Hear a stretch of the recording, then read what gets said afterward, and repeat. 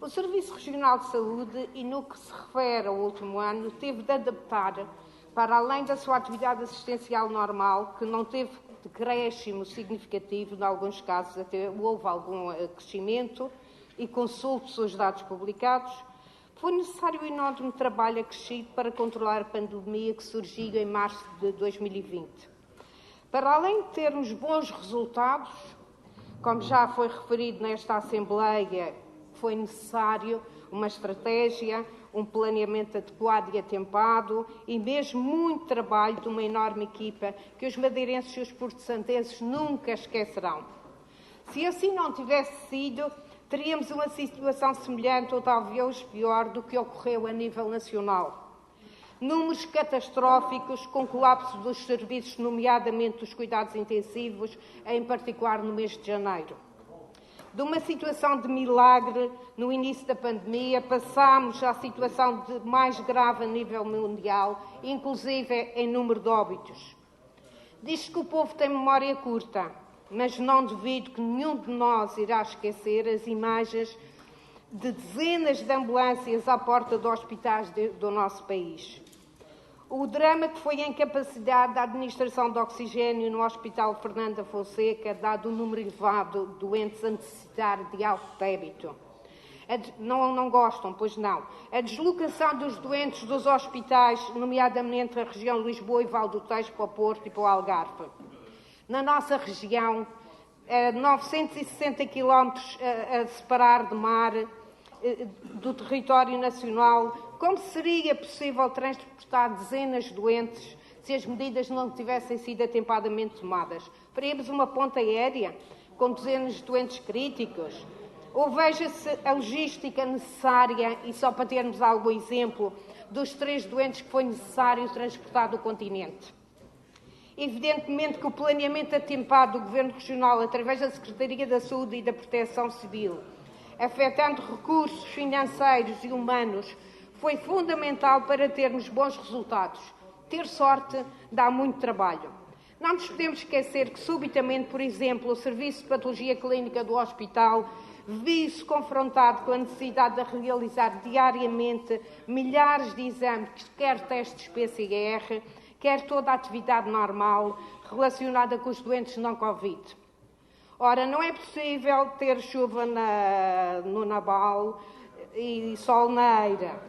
Alguma coisa teve que ficar para trás na região, mas não foi necessário suspender as cirurgias oncológicas como ocorreu no continente. Mais uma vez repito, graças ao esforço enorme de todos. Os profissionais de saúde que trabalham no hospital, nos centros de saúde, que deram a sua colaboração preciosa no atendimento dos doentes urgentes e dos outros.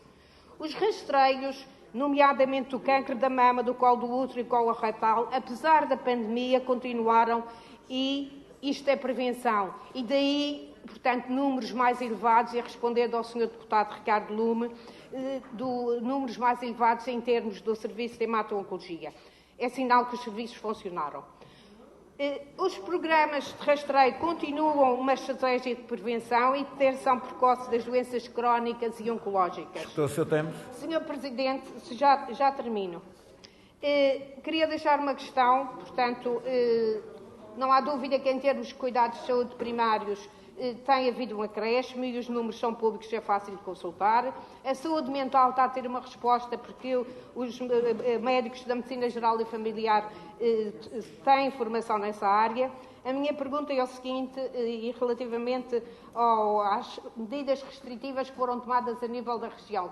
Sim, não podemos falar propriamente em confinamento. Algumas medidas. Queria questionar o Sr. Vice-Presidente relativamente ao plano. Portanto, o que é que se pretende fazer para aliviar as medidas que vigoram na região e atender à situação?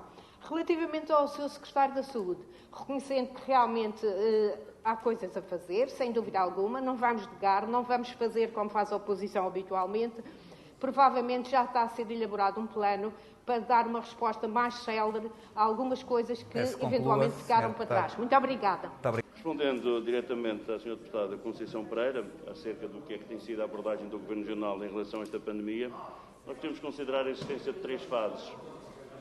Na primeira fase, quando lançámos o plano de resposta a infecções emergentes no dia 3 de fevereiro do auditório da Proteção Civil, era uma fase em que negligenciava-se ainda a pandemia noutras regiões.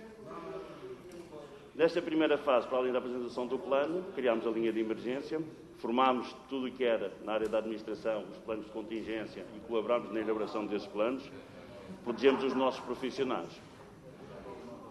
Até março, até o dia 16 de março, em que tivemos o primeiro caso.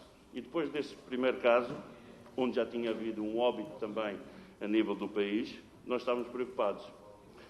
E, naturalmente, nessa segunda fase que começou, nós tomámos medidas muito restritivas. Encerramento dos lares, proibição de mobilidade dos profissionais de saúde, encerramento dos portos e marinas, inquérito epidemiológico, controle de temperatura no aeroporto. Na altura também diziam que não era preciso, mas nós fizemos. Logo no mês de abril, a recomendação do uso de máscaras também não era preciso, mas nós fizemos. Tivemos uma atitude diferente, como o meu colega do Governo disse, em relação ao setor educativo e continuamos a ter, sempre de acordo com a evolução da pandemia. As nossas decisões são sempre de acordo com a evolução da pandemia. E depois, quando abrimos as nossas fronteiras, quando o aeroporto, de facto, começou a funcionar em pleno, nós, desde então, já recebemos 300 mil cidadãos na Madeira, muito mais que a população da Madeira. É uma segunda população que esteve em mobilidade aqui na Madeira. Mas era necessário para recuperarmos a nossa economia e continuarmos a proteger a nossa saúde pública. E testámos cada vez mais. Naturalmente que, se não tínhamos capacidade no início, porque não tínhamos acreditação, foram precisos 5 testes negativos e 5 positivos para termos a acreditação do INSA. Começámos com 50 testes por dia, chegámos a uma média de 1.500 testes por dia, chegando dias consecutivos em dezembro, devido à vinda dos estudantes, dos imigrantes e dos migrantes, de mais de 2.000 testes por dia e mais de 3.000 testes por dia. Fizemos testagem com os testes PCR, com os testes rápidos de antigénio, em rastreios, em surtos, na área social, na área da saúde, na área da educação, sempre com os resultados para podermos controlar esta pandemia. Mas há uma coisa que também quero lhe dizer.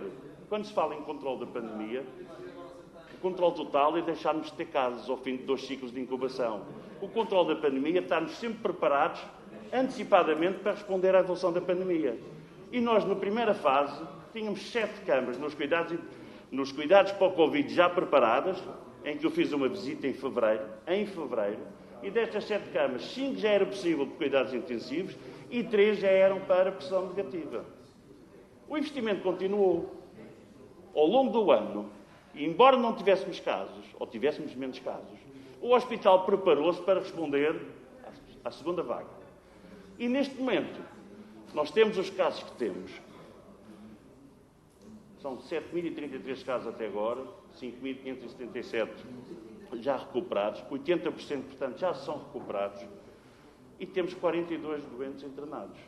Numa capacidade do hospital para o não-Covid e para o Covid de 238 camas, 50 de cuidados intensivos e 15 quartos de pressão negativa. Controle total é deixarmos de ter casos. Controle da pandemia, como a região tem evidenciado desde 3 de fevereiro de 2020, é ao fim de 9 meses ter a disponibilidade de oferecer 3 camas ao Serviço Nacional de Saúde, porque eu precisava delas. E elas foram aceitas. E atenção, foram oferecidas mais 3 camas, mas depois houve uma reorganização do Serviço Nacional de Saúde. Nós fizemos o nosso papel e vamos continuar a cumprir, não só para a nossa população, mas também para o continente, se caso for necessário outra vez. Porque numa pandemia é muito bonito dizer que devemos estar todos juntos, mas é preciso ações no terreno, é preciso atitude, e foi isso que o Serviço Regional de Saúde tem tido, principalmente no ano 2020, no contexto de uma pandemia que assola o mundo. Muito obrigado. Muito obrigado.